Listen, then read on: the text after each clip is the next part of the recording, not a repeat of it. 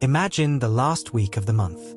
The sunlight is softer, drifting through your curtains with that gentle gold that seems to say, "You've made it through another month."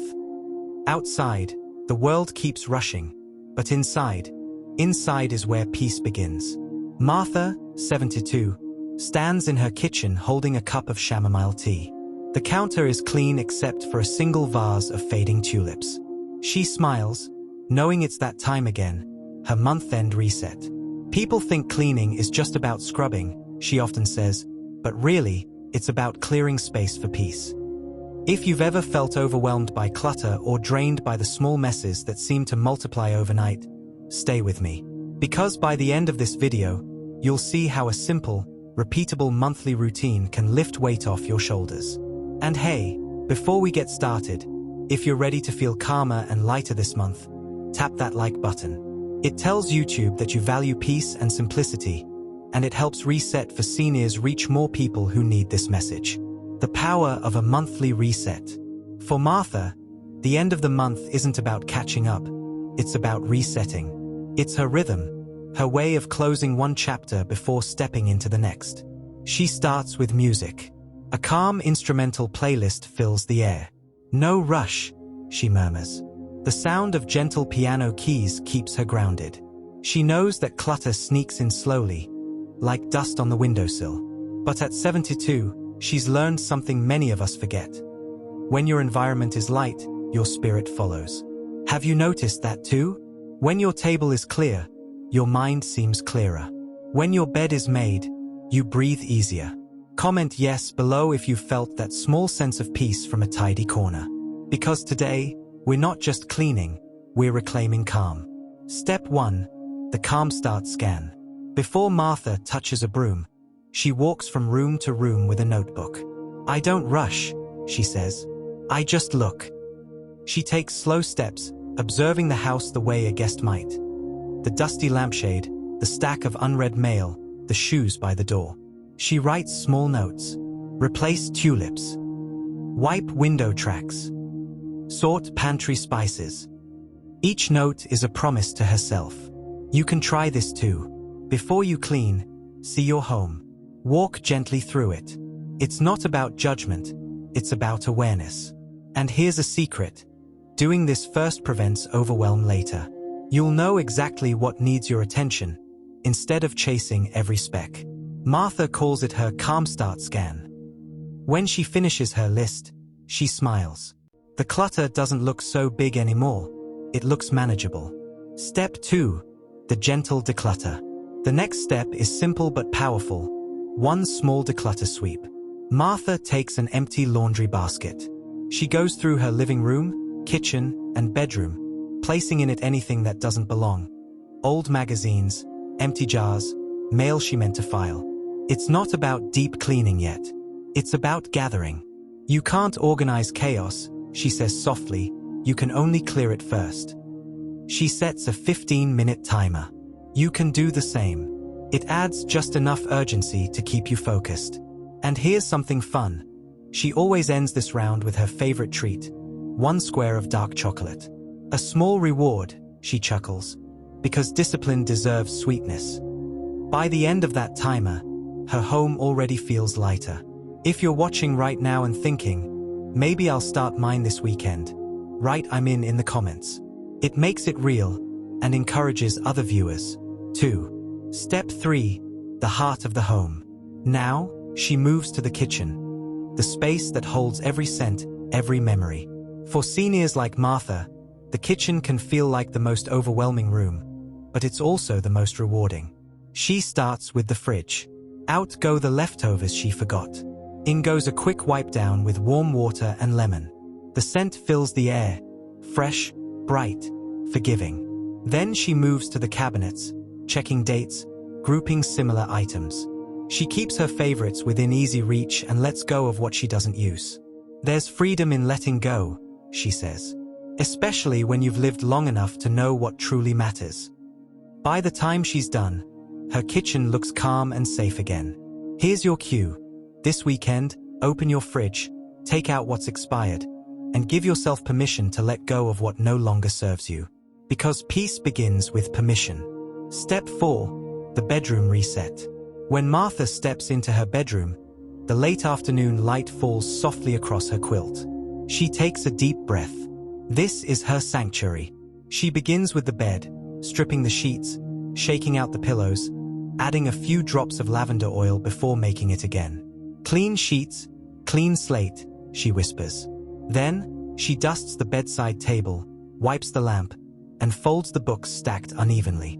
She picks up an old photograph of her and her late husband dancing in the 70s. She smiles but doesn't linger. I keep memories, not clutter.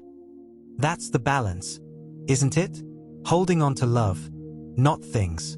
If that line speaks to you, drop a heart emoji in the comments.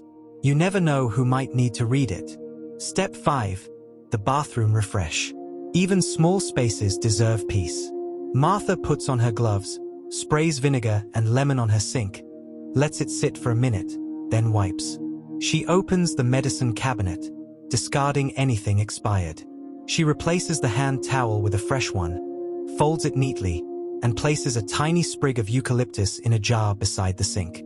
Every action is slow, deliberate, a form of self-respect. Here's something she told me once.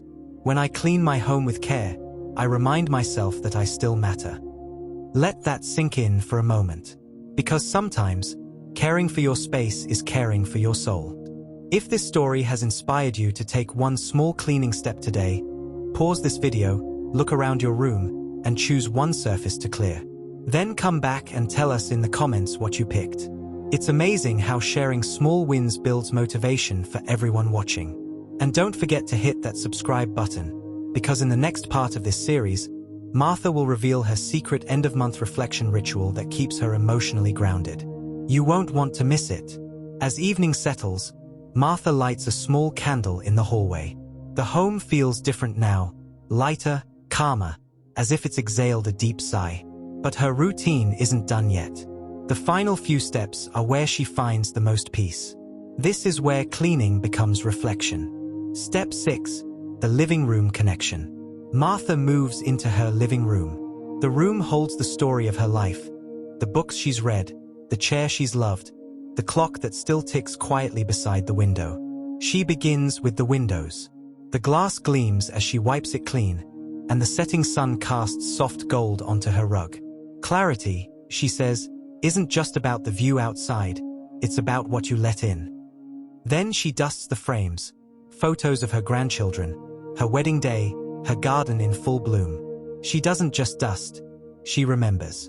Each photo, each small object carries a memory, but not a burden. I've learned to keep the things that make me smile, she says softly, and let go of the things that make me sigh. She carefully arranges her books by size and color, tucks away a stack of old papers, and folds her throw blanket neatly on the couch. By the end, the room feels alive again.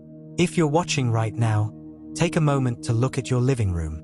Ask yourself, does it reflect calm or chaos? If it needs peace, start with one corner, one folded blanket, one cleared table.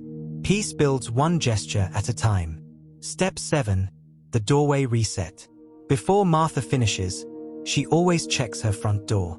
It's the first thing you see when you enter, she says, and it sets the tone for everything that follows.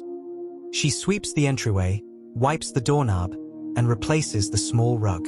She places a small potted plant by the door, fresh, simple, welcoming. There's something powerful about this small act. It says, I'm ready for what's next.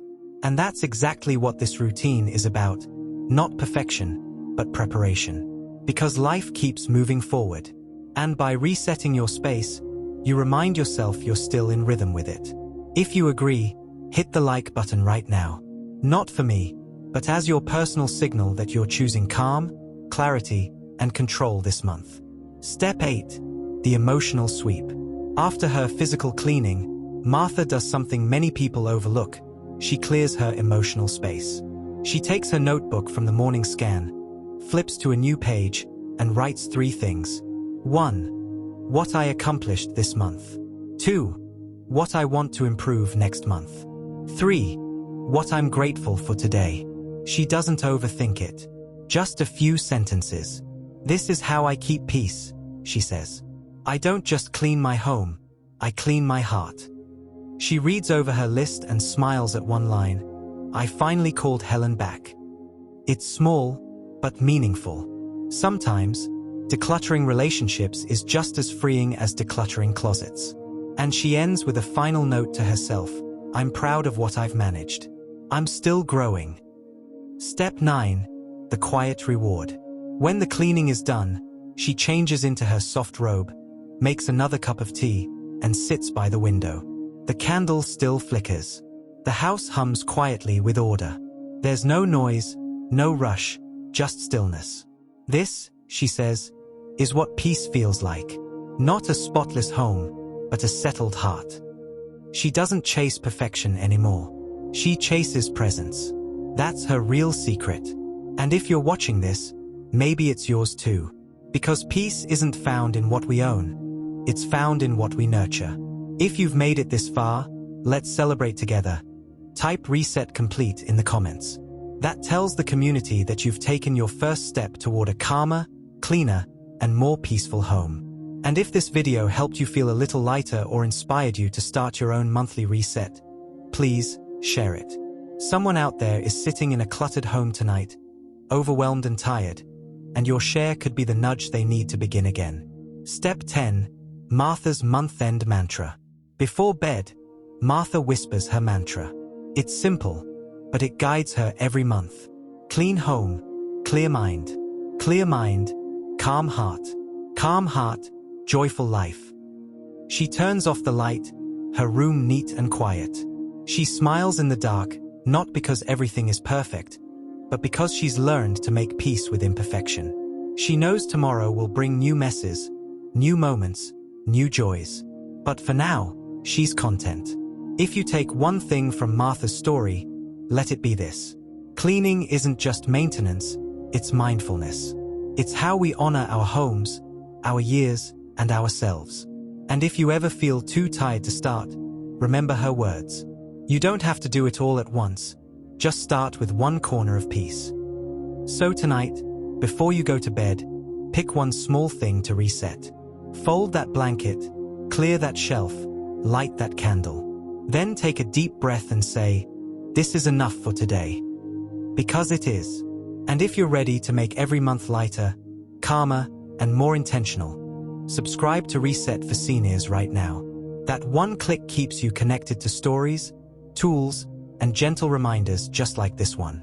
And please, hit the like button before you go. Not because it's routine, but because it tells us this content matters to you. When you like, comment, or share, you're not just helping this channel, you're helping someone else discover peace again.